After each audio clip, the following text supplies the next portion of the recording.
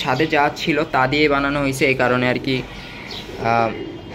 কাটাকাটি করি নাই, যেভাবে আছে সেভাবেই লাগাই দিছি, না হলে দেখেনি। আসসালামু আলাইকুম, আশা করি আপনারা সকলে ভালো আছেন, সুস্থ আছেন। আজকে অনেক দিন পরে একটা ভিডিও নিয়ে হাজির হলাম। লফটের সেট আপ করতেছি, ভাবলাম আপনাদের সাথেও শেয়ার করি। দেখেন লফটের কি অবস্থা হয়ে আছে।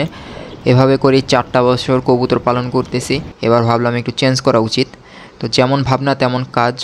অবশ্য অনেক দিন আগে থেকেই ভাবতেছিলাম যে নতুন একটা লফট বানানো উচিত, যেহেতু কবুতরগুলি পালতেছি, খুব কষ্ট হইতেছে।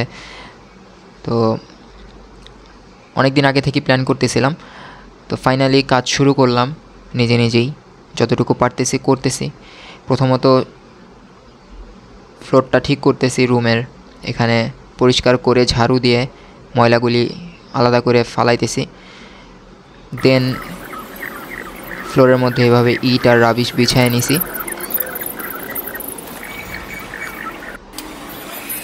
তারপরে চলে গেলাম একটা বক্স ম্যানেজ দিতে কবুতর ব্রিডিংয়ের জন্য।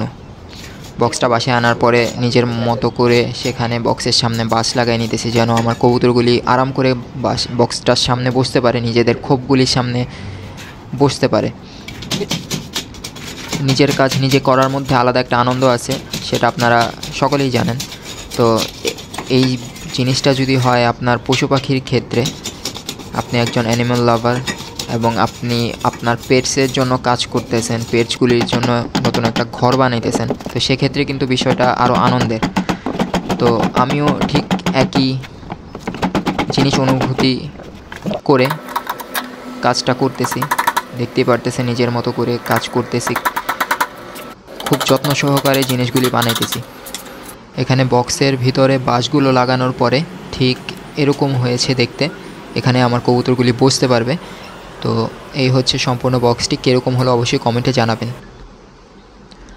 এরপরে আস্তে আস্তে কঠিন কাজগুলোর দিকে আগাই। প্রথমত সিমেন্ট নিয়ে নিছি, তারপর ফ্লোরে সিমেন্ট দেওয়া শুরু করে দিলাম আমরা। এখানে মুরগিগুলির মধ্যে ছোট মুরগিটা হচ্ছে খাঁচার ফাঁকা দিয়ে বের হয়ে যায়, এ কারণে তাকে আলাদা করে রাখছি। দেখতেই পারতেছেন বেচারা একা পড়ে গেছে।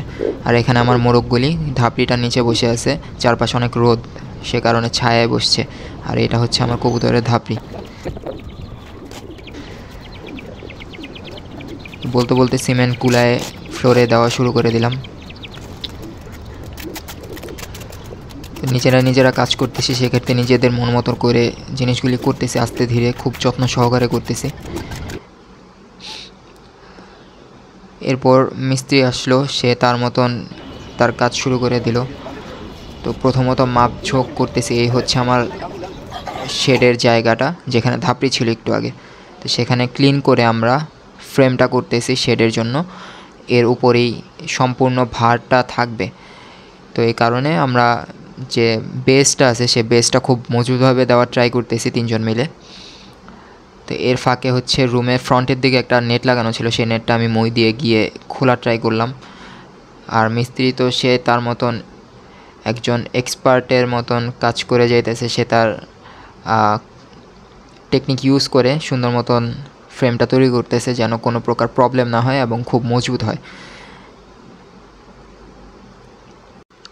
একটা লফট তৈরি করব অনেক দিন ধরেই স্বপ্ন ছিল, যেহেতু একজন অ্যানিম্যাল লাভার। তো এক্ষেত্রে লফটের মধ্যে অন্যান্য কিছু পশু পাখিও রাখার খুব শখ, সেক্ষেত্রেই লফটটা তৈরি করা।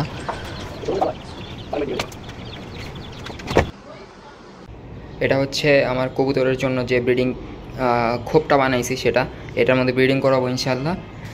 জাস্ট টেম্পোরারি কিছুদিনের জন্য এটা বানানো হয়েছে, দেখা যাক কতদিন ইউজ করা যায়। এটা সম্পূর্ণ হচ্ছে হার্ডবোর্ড দিয়ে বানানো, যেহেতু এটা ভিজলে ফুলে যাবে, তো এই কারণে টেম্পোরারিভাবে রাখা হবে। দেখা যাক কতদিন আমি ইউজ করতে পারি। তো এবার চলেন ছাদের অবস্থাটা দেখাই। ছাদের অবস্থা মোটামুটি যে এরকম। এটা হচ্ছে আমার যে শেড, মেইন যে শেডটা সেটা, আর এই পাশে হচ্ছে আমাদের কবুতরের ধাপড়ি। ছাদের অবস্থা দেখতেই পারতেছেন কি করুণ অবস্থা। তো এর মধ্যে আস্তে ধীরে গুছানোর ট্রাই করতেছি, দেখা যাক কতদিন টাইম লাগে। আর আমার লফট গুছানোর ভিডিওটা সেকেন্ড পার্ট আসবে, আপনারা অবশ্যই চ্যানেলের পাশে থাকবেন, আর নতুন যারা আছেন অবশ্যই সাবস্ক্রাইব করে রাখবেন। এই হচ্ছে অবস্থা। এটা হচ্ছে এখানে মাঝখানে গ্যাপটার মধ্যে হচ্ছে নেট লাগাবো, উপরে টিন দেওয়া হয়েছে, নিচে টিন দেওয়া হয়েছে। এটা হচ্ছে দরজা, দরজার হাইট আছে 6 ফিট আর প্রস্থ আছে 3 ফিট। এই পাশের এই গ্যাপের মধ্যে টিন নেট দেওয়া হবে, নিচে টিন দেওয়া হয়েছে। মোট কথা যত গ্যাপ দেখতে পারতেছেন এই হচ্ছে ভিতরের অবস্থা। উপরে টিন, এখানে যত গ্যাপ দেখতে পারতেছেন আপনারা সম্পূর্ণ এই গ্যাপগুলি হচ্ছে নেট দিয়ে ঘেরাও করা হবে। যেহেতু আমি শেডটা বানাইছি হচ্ছে মেনলি মুরগির জন্য, মুরগি উঠাবো, এই কারণে এখানে টিন হচ্ছে হাফ পর্যন্ত দেওয়া আর বাহিরে অতটুকু দেখতে পারতেছেন, টিনের বাইরে একদম খোলা আকাশের নিচে। এখানে সম্পূর্ণ নেট দিয়ে ঘেরাও করা হবে। এখানে এই যে মাচা রাখা আছে, এই সাইডটা একটু গুছানো লাগবে যেহেতু ছাদের বাহিরে অবস্থা খুবই খারাপ। এই যে এটা হচ্ছে ধাপড়িটা এখানে রাখছি, যেহেতু ছাদের বাহিরের অবস্থা খুব খারাপ সে কারণে এই সাইডটা গুছাইতে একটু টাইম লাগবে, আস্তে ধীরে গুছাবো। এই হচ্ছে সম্পূর্ণ শেডের ভিউটা। এবার যদি আমি এই পাশে দেখাই যেখানে আমি কবুতরের ব্রিডিং করব, মেনলি বক্সটা লাগাবো, সেটা হচ্ছে এই যে আমার আগের যে ব্রিডিং রুমটা সেটা কি জাস্ট একটু মডিফাই করছি। ছাদ যতটুকু ছিল এই যে ছাদের নিচ থেকে টিনটা লাগাই দিছি, তো সেম সাইজই আছে ঘরের আগে যতটুকু ছিল, জাস্ট আমি এখানে একটু মডিফাই করে সামনে ওই পাশে দরজা ছিল দরজাটাকে ভিতরে আনছি আর হচ্ছে এখানে ফ্রেম লাগাই দিছি।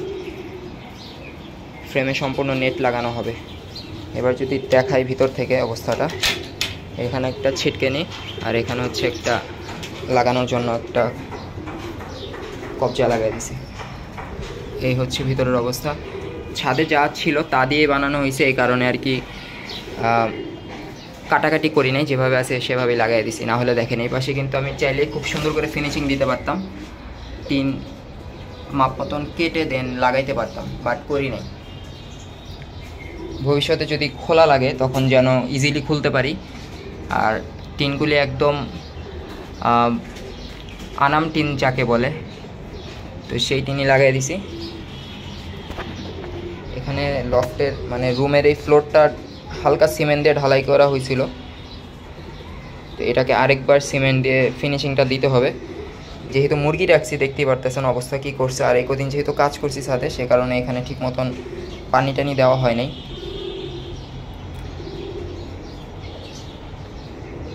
এই হচ্ছে অবস্থা। এখানে বাঁশের মাচা লাগাই দিছি।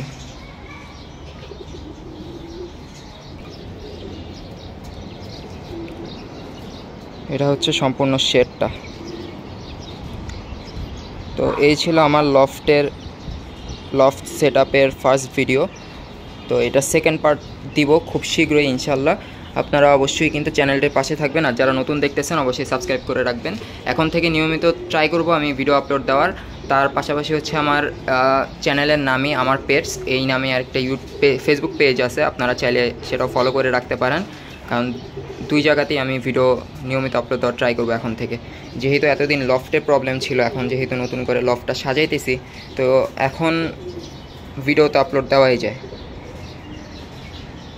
আজকে এখান থেকে বিদায় নিতেছি, আল্লাহ হাফেজ।